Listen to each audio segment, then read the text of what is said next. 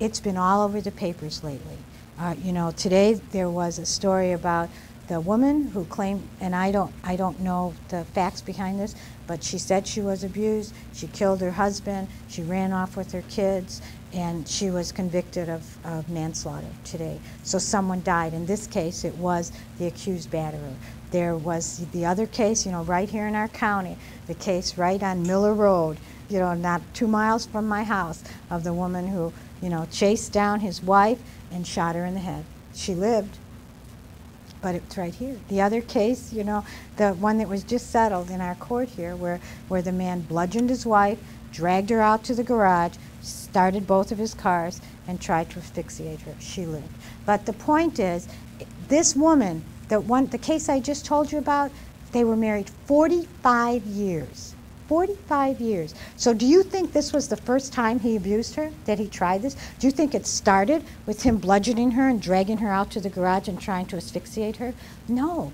Probably for a long time there were words, there were, you know, insults, there were all kinds of things going on. So, and I don't know, if I knew how long it took to go from that first nasty word to someone getting killed at the end, if I knew how long that was, then we could stop it. But we don't know. You know, I don't know why some people can get into a relationship and right at the beginning say, whoa, there's something wrong. I don't want to be in this relationship. And how other people are in it for 45 years and end up dying on the garage floor. We don't know. We don't know why some people can get out of it and some people can't. So the other thing that we want to talk a little bit about, any questions so far, is red flags. What's a red flag? A warning sign. Okay. So these are what we call red flags of, just red flags of what might be inappropriate behavior. I don't know that you have these in your file or not. I don't think you do. So what's really important, if you get nothing else out of this talk, I want you all to be willing to look at your relationships critically early on. I don't want you to get to the point where we're reading about you in the paper, okay? So I want you to look at some of these things. Now, let's talk for a minute about jealousy. So does jealousy belong in a loving relationship?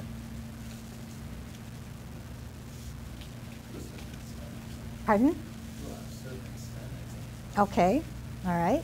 So he said to a certain extent that it does. So what do the rest of you think? Okay, all right. Jealousy, so to what extent? To the extent that it impacts on your relationships with other people? Here, I'll tell you a story. Okay, so I have 3 grown children, and my youngest one this was several years ago. She was away at college, and she called, and she had a new boyfriend who she was crazy about, and she was bringing him home for Christmas. So she brought him home, and I kind of hated him on sight, so that was an unfortunate, you know, thing. But at any rate, because there was something about him. There was just something about him. He was just, you know, he just seemed kind of dominating, and just, you know, I just didn't like him. And that was probably unfair of me. But anyway, so they went out, you know, they went out to meet some of her friends, and they went to a bar, and she, you know, was talking to all of her old guy friends and girlfriends, and every time she talked to a guy, he would come up to her at the bar, and he would kind of give her the look, and he would be all about it, you know, with his arm around her, and he would just be kind of obnoxious. And we were talking about it the next day, and she said that it made her kind of uncomfortable. She couldn't talk to anyone. She was kind of mad at him and all this. And I said, well, you know, how does that, you know, make you feel?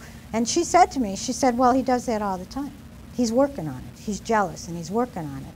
And I said, but is he stopping it? I mean, so the fact that he was jealous, you know, may or may not have been an issue. The issue was that when she talked to him about it, he said, yeah, I'm trying, but he never changed his behavior. Never changed his behavior. I was so glad a couple months later when she broke it off, and that was one of the reasons, because she felt very controlled. She felt that if she, you know, if she disappointed him and he got jealous, that, you know, he was going to get mad at her. So jealousy, I agree with you that jealousy is sometimes in a relationship, but I think you have to be very careful about if it's being destructive to that relationship and if it's making the other person feel uncomfortable. So I guess the point is that if you have a boyfriend or a girlfriend who is jealous once in a while, it's something you want to talk about. And if it's something you can't come to a meeting of the minds with, then you want to think about, is this how I want to live the rest of my life? That every time I talk on the phone to someone else, that every time I talk to someone, that if my partner doesn't approve, that somehow he's going to let me know. That's very controlling behavior. And remember, the opposite of jealousy is trust, perhaps. So if you're in a healthy, loving relationship, it should be a trusting relationship. So jealousy is something that you really want to look at in your relationship. Any kind of controlling behavior, quick involvement. So how long does it take to fall in love? A day, a week, a month. It takes a little bit. I have another daughter. I have lots of stories from my children. It's great. So she was living out of town, and she called me, and she had met a guy who she was crazy about, and you know, and blah, blah, blah, blah, blah. And she called me like 4 days later, and she was telling me all about him, that, oh, he was great. He was so attentive. He called her like 5, 6, 7 times a day. He would show up where she was. He was just, you know, she was the greatest thing he's ever met. He was so complimentary, and I mean, she was going on and on and on. And she asked me, what do you think? And I said, I think you should change your phone number. I mean, this was so troublesome to me that after such a short time that someone was willing to be there all the time and to say all this stuff, because he didn't even know her. You know, I think she's great, but you don't know someone in 4 days. So it shouldn't have been. It shouldn't have gone from just meeting someone to being there all the time, to telling someone you're the love of my life. So I want you to be very careful about quick involvement. Makes for a great movie, but it doesn't necessarily make for a great life. So you really want balance in everything. Unrealistic expectations is, again, something else that makes for a great movie, but not necessarily a great life, is if you expect your partner to fill all your expectations. You know, they're going to be your lover, your friend, you're going to work together, you're going to go to school together, they're going to be your confidant, they're going to be everything. We need balance in our life, and it's not fair to your partner to expect that of them, and it's not fair of them to expect that of you. You need balance. Isolation, we talked about. Blames others, we talked about. Hypersensitivity, this person is always way up or way down, and whatever happened that caused that emotion, it generally does not fit what they're feeling. So someone could get angry at you for being 5 minutes late for a date, and they'll get just as angry with you if you run over their dog with your car. I mean, so again, there's no balance in that emotional response. You want to look at that. Cruelty to animals and children has been shown over and over again that this is a power thing. So it's something that it's someone who feels they have power taking advantage of someone or something with less power. Playful use of force and sex. Playful is in quotes because there's no such thing as playful use of force and sex.